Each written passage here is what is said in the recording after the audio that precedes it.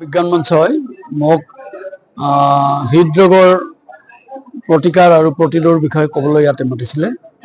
মই অতি আনন্দিত হৈছোঁ যে বহু সংখ্যক লোকে ইয়াতে অতি মনোপুতভাৱে মোৰ বক্তব্যখিনি শুনিছে। মই তেওঁলোকক ধন্যবাদ জনাইছোঁ। আৰু হৃদৰোগৰ প্ৰতিৰোধৰ কাৰণে বিশেষকৈ বেমাৰটো হোৱাৰ আগতে যদি আমি কিছুমান ব্যৱস্থা ল'ব পাৰোঁ তেতিয়া অতি উত্তম হয়। আৰু সেই বিষয়ে মই প্ৰায় 1.5 ঘণ্টা ধৰি আলোচনা কৰিছোঁ। তাত মই মূলতঃ 4টা কথাৰ ওপৰত জোৰ দিছোঁ। এটা কথা হ'ল যে আমি খোৱা লোৱাত নিমখৰ পৰিমাণটো কমাই খাব লাগে।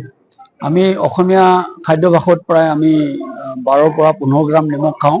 কেতিয়াবা মাছ মাংস বেছিকৈ খালে প্ৰায় 20 গ্ৰামো ওচৰা-ওচৰি হয়। কিন্তু আমি নিমখ খাব লাগে মাত্ৰ 5 গ্ৰাম।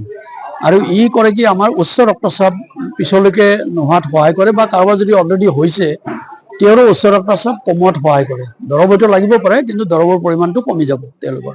সেইটো 1 নম্বৰ। 2 নম্বৰ, ৰেগুলাৰ এক্সাৰচাইজ কৰিব লাগে, খোজ কঢ়া অভ্যাস কৰিব লাগে। প্ৰতিজন মানুহে প্ৰতিদিনে অন্ততঃ সপ্তাহত 5 দিন আধা ঘণ্টা খোজ কাঢ়িব লাগে। আৰু খোজ কঢ়া অভ্যাসটো এনেকুৱা যে ৰাতিপুৱা গধূলি বা কাৰোবাৰ বন্ধুৰ লগত গৈ খোজ কাঢ়িলে অলপ বেগাই, অলপ ভাগৰ লগাকৈ, সেইটোতো ঠিকে আছে। কিন্তু যিসকলে তেনেধৰণৰ খোজ কঢ়াৰ সুবিধা নাই, অন্ততঃ ঘৰতে হওক, অফিচতো যদি গ'ল তেওঁ অফিচলৈ খোজকাঢ়ি যাওক, বজাৰ কৰিবলৈ খোজকাঢ়ি আহক, ক'ৰবাত ষ্টেপত উঠিব লাগিলে খোজকাঢ়ি যাওক। সেইবিলাকো সহায় কৰে। কাৰণ এজন মানুহে যদি দিনটোত প্ৰায় 7,000 8,000 ষ্টেপ দিয়ে, খোজ কাঢ়ে, ষ্টেপ দিয়ে, তেতিয়াও তেওঁ উচ্চ ৰক্তচাপ হেৰিৰ পৰা, হাৰ্ট এটাকৰ পৰা বা ষ্ট্ৰোক হোৱাৰ পৰা ৰেহাই পায়। আৰু 3 নম্বৰ হ'ল কি, আমি খাদ্যাভাস, যিটো খোৱা লোৱাত যিটো আমি ব্যৱহাৰ কৰোঁ, তেল যিটো বিশেষকৈ ৰান্ধিবলৈ যিটো তেল ব্যৱহাৰ কৰোঁ, আমি বেছিভাগে মিঠাতেল খাওঁ, খাই ভাল পাওঁ। মিঠাতেলত ভাজি খোৱাটো অন্যায়। মিঠাতেল বেয়া নহয়, কিন্তু মিঠাতেলৰ আমি খাদ্য যদি ভাজি খাওঁ, যিটো আমাৰ স্বভাৱ, সেই মিঠাতেলটো, ভাল মিঠাতেলটো আমি অনিষ্ট কৰি খাওঁ।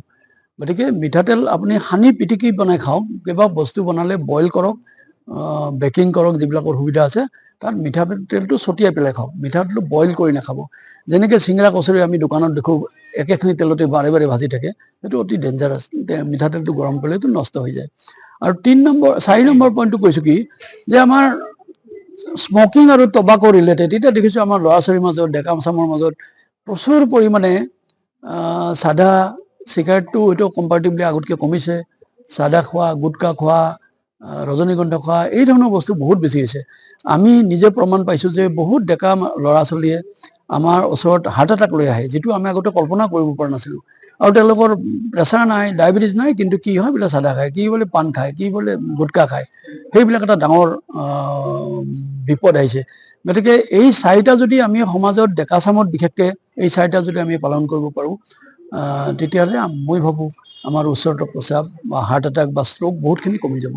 সেই কথাখিনি আমি ইয়াতে বিতংভাৱে আলোচনা কৰিছোঁ।